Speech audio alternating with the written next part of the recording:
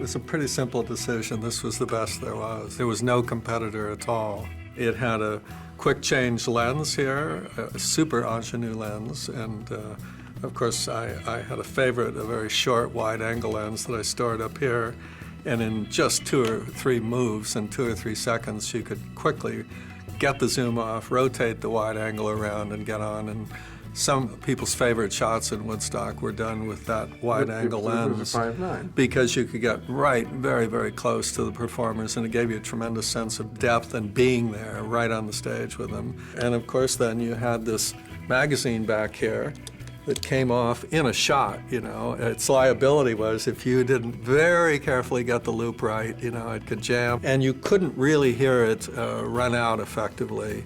You lived in fear and dread that actually you'd put the mag on, threaded it up, and you were running, but of course with Hendrix and all those loud acts, you couldn't possibly hear whether in fact you had a jam. Unfortunately, it was really not well balanced. Your shoulder is way back here, so the bulk of the weight was forward. So I used to be fairly strong, you know, but it taxed you like a mother, you know, to really hold it that long. But you couldn't get the shots with the tripods. It was absolutely impossible. It has a footage counter here that never seemed to work, never seemed to be dependable.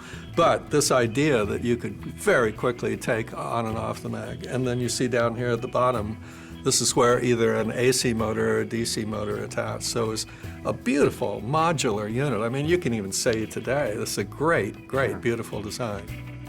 Everybody had to use Eclair cameras so that we had absolutely interchangeable equipment. Everybody had to have 110-volt motors. And where do you find like a dozen 110-volt motors in New York City for Eclairs? And you don't. It's almost impossible.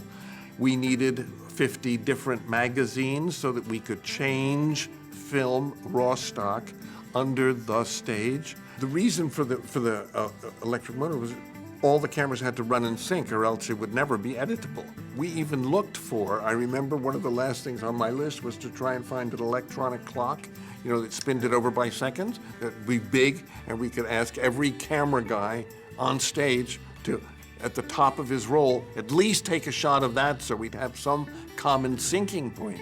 We could not find anything that we could use, you know, so eventually the whole post-production became a mess of trying to sync it.